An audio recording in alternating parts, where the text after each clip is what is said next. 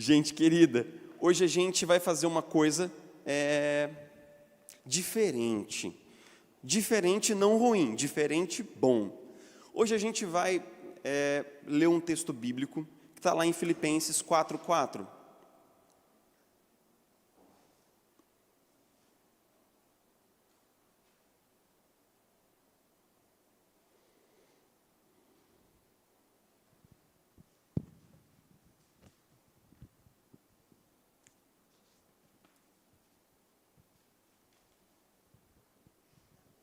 Filipenses 4, versículo 4, capítulo 4 e versículo 4.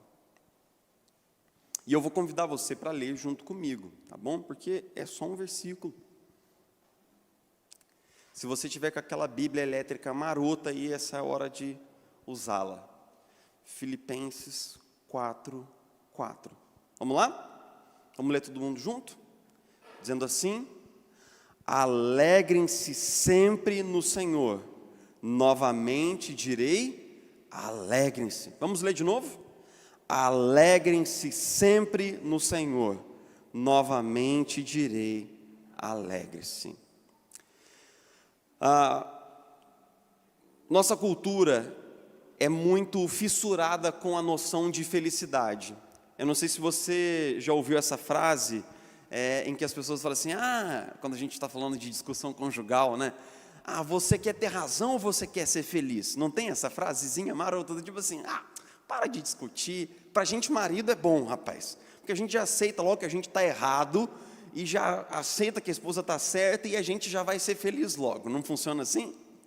Essa é uma brincadeira da nossa cultura, falando sobre, muitas vezes, a insistência nossa em insistir nos nossos caminhos, mas que no final das contas nós queremos chegar no mesmo lugar, nós queremos ser felizes. Mas a felicidade é um tema muito interessante, porque a felicidade, como uma construção histórica, a felicidade depende das coisas darem certo. A felicidade, ela é uma condição de fora para dentro. Então pense comigo naquele filme do Will Smith, Em Busca da Felicidade. Todo mundo se lembra desse filme, esse filme é muito emocionante, é baseado numa história real, mas a lição do filme é a seguinte, de que ele estava sendo muito infeliz, não é isso? Tudo dando errado para ele, o casamento acabou, ele tomou um prejuízo com aquelas máquinas que ele comprou, e ele teve que morar num albergue com o filho. Se ninguém assistiu o filme ainda, me desculpa, porque eu estou dando um monte de spoiler aqui sem parar, né? E agora eu vou dar spoiler final, que quando dá tudo certo no final, então ele se torna feliz. O que quer dizer que as coisas precisam dar certo para que nós sejamos felizes. Mas quando nós vamos acumulando alguns verões e invernos, nós sabemos algumas coisas intuitivamente, a gente tem medo até de verbalizar. Mas vamos ser corajosos hoje, vamos falar disso hoje à noite, que todo mundo junto, uma espécie de terapia coletiva, que é o seguinte: nem todos os nossos sonhos vão se realizar. E nem todos os medos que nós temos poderão ser evitados. É isso. E então como ser feliz? Parece que quanto mais a vida anda, mais a infelicidade vai nos cercando. As pessoas mais bem-sucedidas que eu conheço no meu hall de amigos, pessoas que olhando de fora, elas são pessoas felizes, elas convivem com dramas terríveis nos seus casamentos, na vida dos seus filhos, de saúde. Eu costumo dizer o seguinte: se você ama alguém, você já está com a sua felicidade ameaçada. Porque só o fato de você ter pessoas com as quais você se importa, quando alguma coisa dói nelas, dói em você também. Então, de fato, a Bíblia, ela não fica muito grilada com esse negócio de felicidade. A Bíblia, ao longo do tecido bíblico, ela fala um pouco, ou muito, sobre alegria. E é justamente esse o tema da epístola de Paulo aos Filipenses. Note como esse versículo que nós lemos, ele é um versículo que parece assim muito isolado, mas hoje nós vamos andar um pouco na epístola de Paulo aos Filipenses, e a gente vai ver que a alegria é o grande tema dessa epístola de Paulo aos Filipenses. Então vou falar para você só um pouquinho, sobre o que é a cidade de Filipos, e o que significava a igreja de Filipenses para Paulo. A igreja de Filipos foi plantada num momento muito difícil da vida de Paulo. na qual uma viagem inteira de Paulo quase deu errado, e Deus o guiou para a Grécia. Chegando na Grécia, ele foi pregar numa cidade chamada Filipos, onde não havia sinagoga, e ele evangelizou uma mulher, um grupo de mulheres na beira do rio. E então a primeira mulher, Priscila, se converteu, e ela começou também a trazer as amigas e o marido, Áquila. Eles foram se tornando parceiros de Paulo no evangelho. Muitos anos depois, Paulo escreve para essa igreja. Filipos era uma região muito rica, era uma cidade que tinha sido toda ela reconstruída por um dos imperadores romanos daquele tempo. Lá foi investido uma quantidade considerável de dinheiro público. Era uma cidade muito afamada pelas suas fontes, e por isso um dos nomes antigos daquele lugar era Crenites, que significa fonte no grego. Então Paulo passa por ali, planta uma igreja, e agora muitos anos se passam, e Paulo escreve para essa igreja amada. E Paulo escreve dizendo para aquela igreja: alegrem-se no Senhor. Alegrem-se no Senhor. Quando a gente lê esse versículo assim, parece um pouco vazio. Mas de onde Paulo está escrevendo essa epístola aqui? De onde? Paulo está escrevendo essa epístola da prisão, porque os anos haviam passado, Paulo fez 3 viagens missionárias, ele foi preso em Jerusalém, ele foi deportado depois para Roma, e agora, muito provavelmente, Paulo está vivendo numa prisão romana da guarda pretoriana. O que havia acontecido? No mundo antigo, quando um preso, ele não era considerado uma ameaça física para as pessoas, mas apenas uma ameaça, digamos assim, política, ele era colocado numa prisão domiciliar, que é a primeira prisão para a qual Paulo foi deportado em Roma. Nessa prisão domiciliar, o preso pagava as próprias despesas do aluguel da casa, da sua alimentação, e ele tinha liberdade de receber pessoas na sua casa. Ele era como se fosse aquela tornozeleira de hoje em dia. O cara não pode sair de casa, mas dentro da casa dele ele tem uma liberdade, um conforto muito maior do que ele teria na prisão. Então Paulo recebeu muitos amigos na sua prisão domiciliar, só que alguma coisa havia mudado no seu status. Provavelmente o caso dele estava se tornando mais grave, embora ele tivesse cidadania romana. Ele foi movido para uma prisão da guarda pretoriana. E dessa prisão, na qual ele não recebia mais visitas, na qual ele estava com outros presos perigosos, com pouco acesso tanto a recursos físicos, como a dinheiro, como a amigos e tudo mais, dessa prisão ele escreve. Agora, pense comigo o que significa isso para Paulo. Cara, Paulo era um aventureiro, gente. A gente tem essa noção assim de Paulo como um apóstolo, mas a verdade é que Paulo era um empreendedor. Paulo passou pelo menos 20 anos viajando pelo mundo antigo, conhecendo cidades novas, chegando em lugares, fazendo tendas, pregando na sinagoga, pregando nos espaços públicos. Então imagine que você passa 20 anos da sua vida tocando seus negócios, além mar, empreendendo, conhecendo pessoas. A rede de parceiros ministeriais de Apolo, de companheiros de ministério, são mais de 100 ao longo das suas epístolas. Ele tinha uma equipe. Ele adorava estar com as pessoas, ele adorava pregar o evangelho, ele adorava discipular as pessoas que haviam crido, e de repente esse cara se vê numa prisão do dia para a noite, sem a liberdade de ir e vir, sem a liberdade de fazer suas viagens.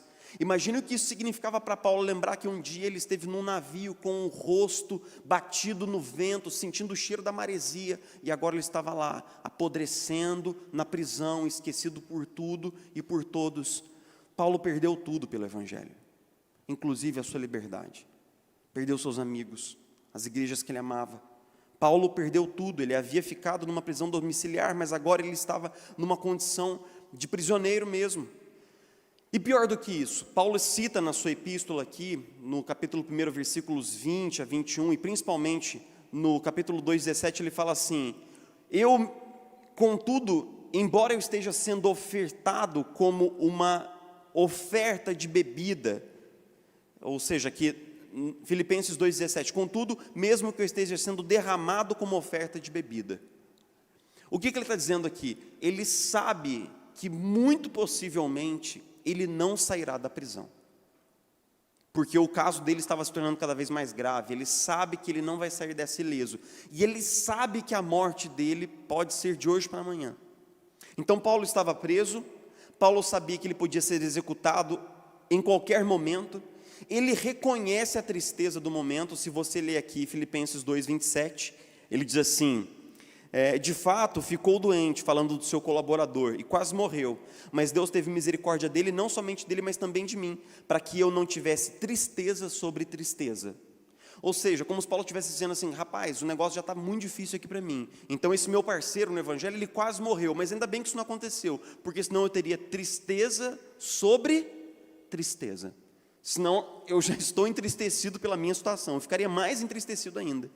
Então nós vamos descobrindo que Paulo está preso, Paulo está às vésperas de ser executado, ele está triste com o andamento das coisas. No entanto, no meio disso tudo, Paulo está vivendo uma experiência de alegria. Olhe comigo o que ele diz assim, Filipenses 1:4.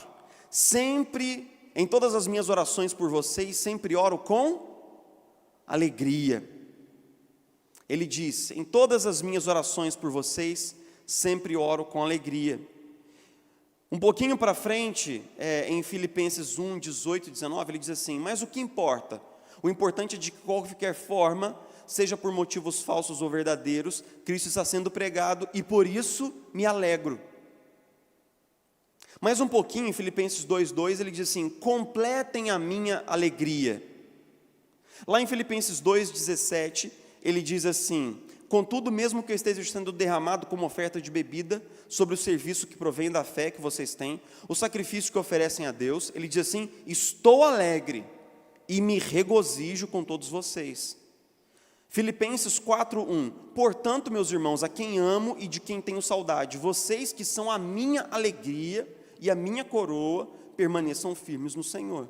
Filipenses 4:10, alegro-me grandemente no Senhor. A grande questão é a seguinte: como é que esse cara que estava preso, que estava com a vida em perigo, como é que ele consegue repetir tantas vezes: eu me alegro, eu oro com alegria, eu me alegro com vocês, vocês são a minha alegria, eu me alegro no Senhor. 4:10 ele diz: alegro-me grandemente. A palavra ali no grego é mega, me alegro muito, tipo, dou pulos de alegria, dou pulos de alegria. Paulo está dizendo para os filipenses: dou pulos de alegria por vocês, por aquilo que Deus está fazendo entre vocês. E aí então nós podemos reler aquele versículo com o qual nós iniciamos nossa reflexão. Alegrem-se no Senhor. Novamente digo para vocês, se alegrem no Senhor. Paulo sabe que os filipenses estão experimentando provações e dificuldades na fé. Ele sabe que eles estão sendo testados, ele sabe que eles estão passando por problemas, ele sabe que nem tudo vai bem para eles, ele sabe que o calo está apertando para eles, mas ele diz assim: eu estou me alegrando no Senhor aqui nessa prisão. Então alegrem-se no Senhor, no meio das lutas que vocês estão tendo. Vocês podem estar passando por um perrengue, mas eu garanto, vocês não estão pior do que eu. Vocês estão passando por coisas difíceis, mas eu garanto, eu estou numa condição mais difícil do que vocês. Eu me alegro no Senhor. Se alegrem no Senhor. Experimentem essa alegria contínua, energizante, que vem da caminhada plena com Jesus. Não se deixem abater, porque Paulo sabe que quando nós ficamos tristes, essa tristeza pode ir nos desencaminhando na fé. Paulo escreve isso aos Coríntios, quando ele fala na segunda epístola aos Coríntios de que um irmão deveria ser exortado na igreja. Ele diz assim: mas agora o consolem, para que ele não fique demasiadamente triste, porque nós não ignoramos os desígnios de Satanás. Ou seja, ele não ignora o fato de que o diabo poderia usar aquela excessiva tristeza para conduzir aquele irmão a um tipo de melancolia que só o conduziria à depressão e a nada de bom. Ou seja, Paulo sabe que quando nós estamos tristes e que quando as coisas não vão bem, nós podemos ficar desanimados, nós podemos ficar cabisbaixos, nós podemos ficar depressivos, nós podemos ficar numa bad, e com isso só piorar a nossa situação. Ele diz: alegrem-se no Senhor, alegrem-se no Senhor. Então vou partir para o final falando sobre 3 coisas. O que é a alegria cristã? Qual é a fonte da alegria cristã? E qual é o poder da alegria cristã? O que é a alegria cristã? Essa doideira que Paulo está experimentando lá na prisão. O que é isso? Ele diz assim: alegro-me grandemente. O que é isso? É um poder interior que não é de fora para dentro, mas é de dentro para fora, que nos permite manter uma perspectiva otimista e esperançosa das coisas, não importando o que aconteça. É uma espécie de uma abertura para o futuro, diz um comentarista bíblico, que nos faz movidos e empoderados mesmo diante do sofrimento. E aí é que a alegria cristã é diferente da felicidade. A felicidade, ela é muito dependente das coisas darem tudo certo, estar tudo bem à nossa volta. A alegria não, ela pode nos visitar na pior prisão do mundo, no pior lugar existencial no qual nós estamos, a alegria pode nos visitar lá. Você está desempregado, a alegria de Jesus pode bater na porta do seu coração. Você está lutando com uma doença inabilitante, a alegria de Jesus pode te alcançar nessa condição. A alegria de Jesus nos alcança em qualquer lugar, em qualquer momento, porque ela não depende das circunstâncias, ela depende vitalmente do nosso relacionamento com Jesus. Então a alegria cristã é uma condição de dentro para fora. Nós temos que pensar então nessa grande questão: se a alegria cristã é uma experiência interior, e a alegria cristã é uma experiência interior, de onde ela vem? Mas antes de eu avançar para esse ponto, deixa eu só fazer um comentário. Eu tive um colega de presbitério, no presbitério de Niterói, reverendo José Dilson. O reverendo José Dilson era pastor da igreja de Betânia, e ele foi ser pastor na África. E na África, por pregar o evangelho, por montar creche, por montar escola, por evangelizar as crianças dos muçulmanos, ele foi preso. Ele foi preso num país muçulmano. E ele foi preso numa prisão nada luxuosa. Ele diz assim que havia 20 pessoas num cubículo de uma célula e eles faziam suas necessidades num buraco no chão. A história que ele conta é muito escabrosa. Mas ele entrou na prisão com o seguinte pensamento: que legal, finalmente minha vida está parecendo com a daqueles caras, Paulo, Silas, dos apóstolos. Finalmente eu estou entrando nessa experiência de ser perseguido pelo evangelho, de quase ser executado pelo evangelho. E ele entrou na prisão com uma baita de uma alegria. E aquilo foi tão inexplicável que havia um muçulmano convicto lá na cela dele. Esse cara foi o primeiro a se converter ao ver a alegria contínua no rosto do José Dilson nos dias em que ele permaneceu preso lá numa prisão, num país muçulmano. Toda vez que ele estava assim no refeitório, um muçulmano passava por ele e falava assim: você vai morrer hoje no banho, você vai ser assassinado hoje no refeitório, você vai ser esfaqueado enquanto você dorme. E ele achava isso divertido, ele falava até que enfim, eu vou poder morrer por Jesus. Não pense isso é loucura, não pense isso é doideira. Esse cara cruzou o mar para servir a Jesus. E toda essa perseguição era só um sinal de que ele estava no caminho certo, de que ele estava seguindo a Jesus. Mas foi a alegria do José Dilson que foi mexendo com as pessoas e deixando a cabeça delas virada na prisão. Por que esse cara não está triste? Por que ele não está se sentindo abandonado pelo Deus dele? Por que ele não está se sentindo depressivo? Aquilo foi mexendo com as pessoas de uma tal maneira que os presos muçulmanos foram vendo alguma coisa diferente nele. A alegria cristã é uma experiência poderosa, que pode se tornar, inclusive, uma experiência evangelizadora. É porque o Guilherme não está aqui hoje, mas o Guilherme, o pai dele, o Vander, que o Silênio conhece, esse cara era pastor, ele lutou com um câncer, que judiou muito dele. Mas era assim, quando chegava alguém doente no quarto do Vander, ele levantava da cama, ia lá e pregava o evangelho para aquela pessoa. Ele parecia um outro homem, ele ficava até mais alto, energizado, poderoso, pregava de Jesus. Depois voltava se arrastando para o seu leito e se deitava. A alegria do Senhor é a nossa força. Quantas pessoas o Vander evangelizou antes dele ser recolhido pelo câncer? Nós não sabemos. Mas não teve uma pessoa que não fosse companheiro de quarto dele que ficasse sem ouvir do evangelho. Então a alegria pode fazer coisas loucas através de nós. Mas qual é a fonte dessa alegria? A palavra utilizada por Paulo, que ao longo de todo esse texto é uma palavra greguinha chamada kairó, que significa alegrar-se, ou estar calmo, ou estar sereno. Ou uma palavra que diz assim, é estar na boa. Kairó é quando você está felizão, amarradão.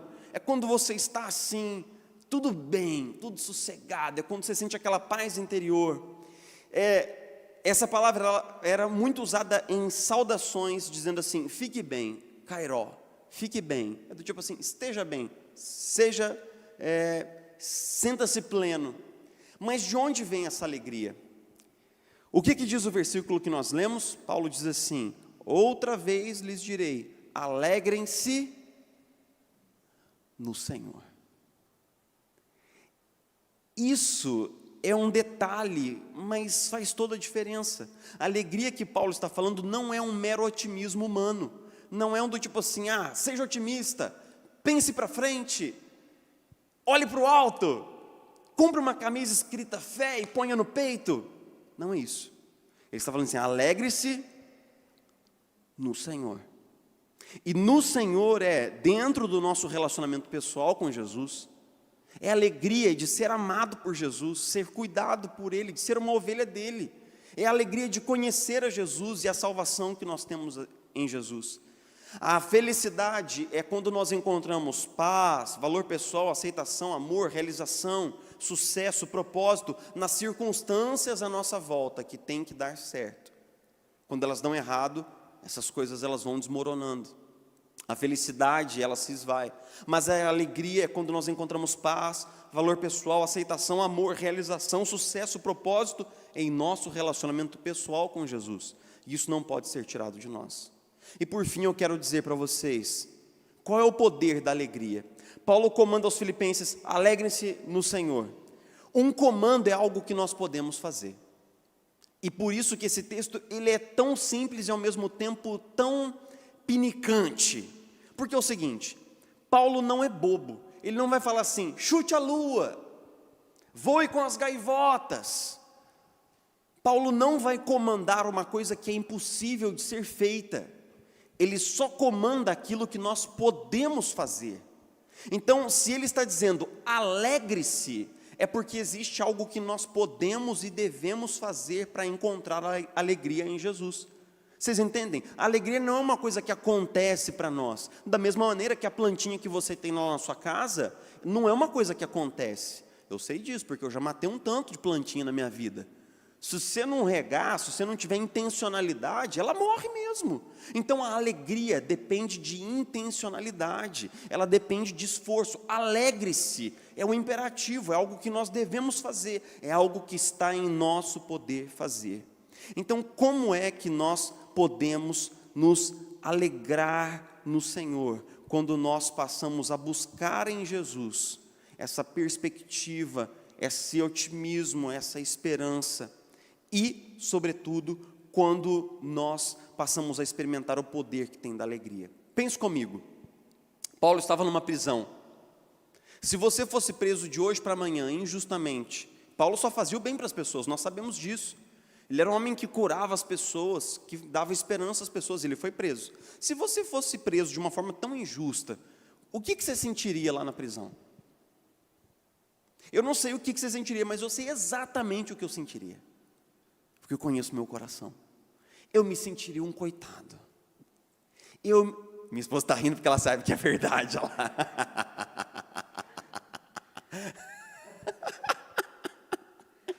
Ninguém vai conhecer o marido como a esposa. Eu me sentiria um coitado, não é verdade? Um injustiçado. Eu me sentiria um pobre coitado. Que dó de mim. Ó céus, ó azar. E eu ia ficar pensando, por que isso aconteceu comigo? Mas por que não o outro? Pega o Daniel, Jesus. Pega o Daniel, esquece de mim. Né? Não tem isso? É ficar lá acalentando esses sentimentos de autopiedade, de autocomiseração. Eu sei, eu me conheço. Mas não é isso que Paulo faz aqui. Paulo se fortalece na alegria, porque ele sabe que aquelas igrejas ainda o têm como o seu apóstolo, como o seu pastor. Ele pensa assim, eu tenho que estar firme e tenho que firmar os outros. É aquela história do doente que você vai consolar e ele te consola. Você já encontrou uma pessoa cristã no leito terminal? Você já viu quando você vai consolar essa pessoa? E ela te consola. E essa pessoa não tem autocomiseração, ela tem alegria, ela tem uma pujança, ela tem uma força para lutar contra aquilo. Eu vou ser franco, eu escorrego muito facilmente para esse espírito de dó de mim. E eu não deveria.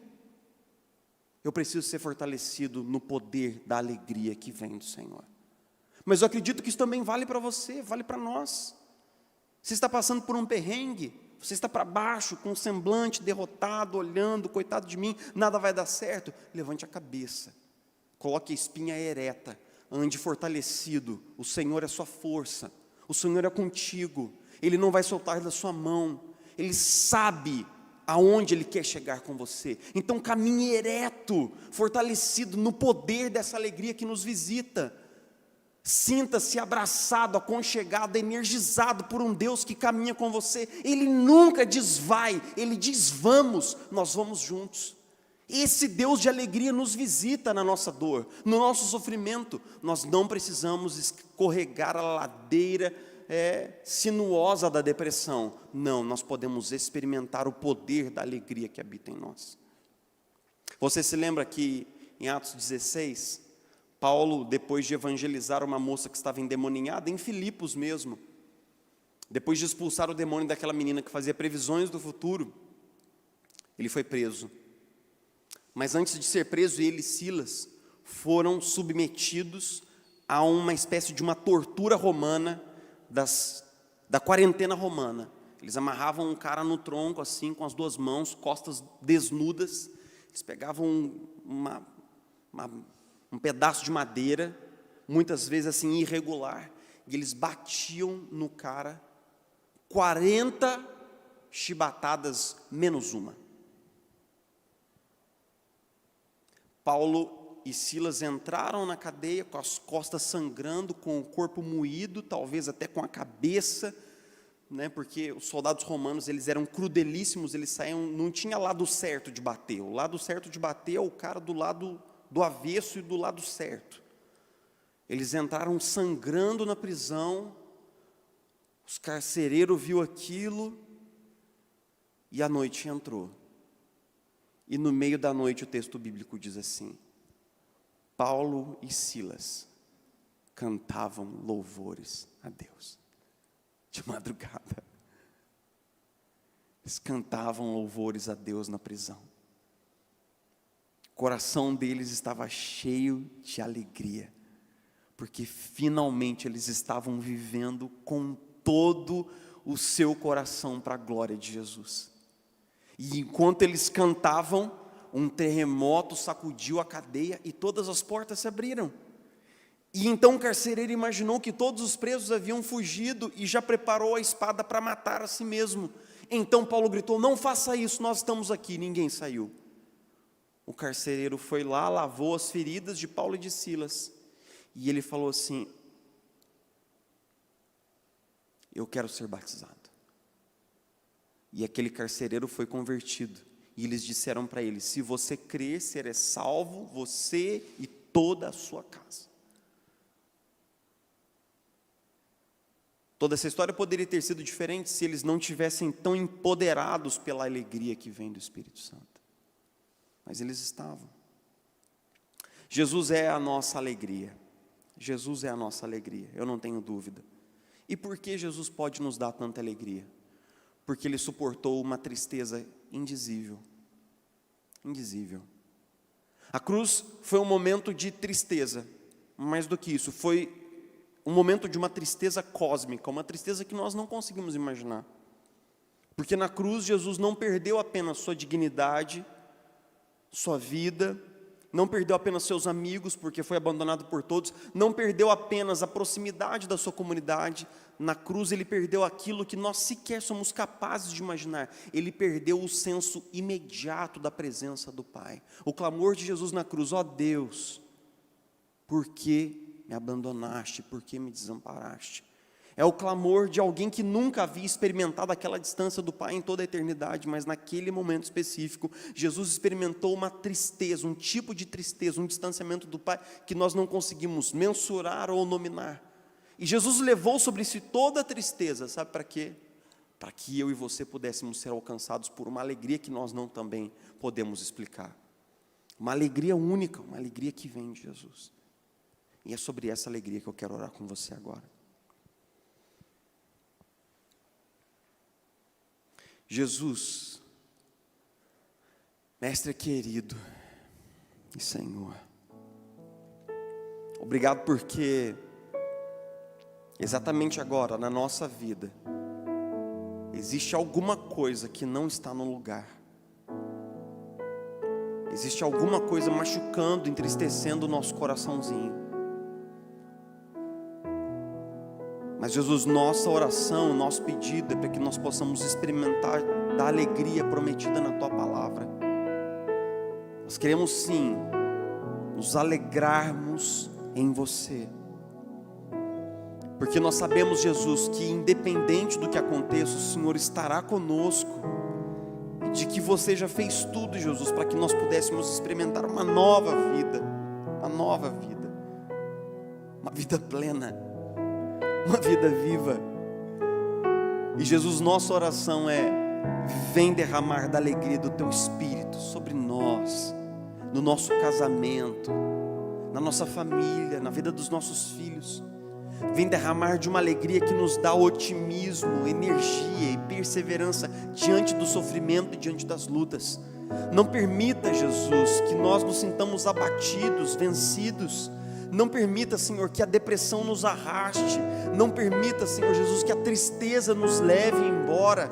Não permita, Jesus, não permita.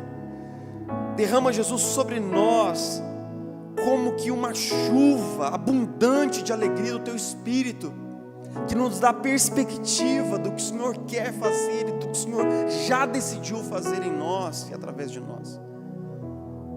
Jesus, muitas vezes nós damos os braços para a tristeza e com ela nós afundamos, mas não deve ser assim. Você já morreu e ressuscitou para que nós possamos experimentar uma alegria única e indizível que vem do Espírito. Eu peço que ainda hoje, enquanto nós oramos, esse milagre, essa semente possa ser gerada nos corações aqui. Que nós possamos voltar para casa diferentes, levemente diferentes.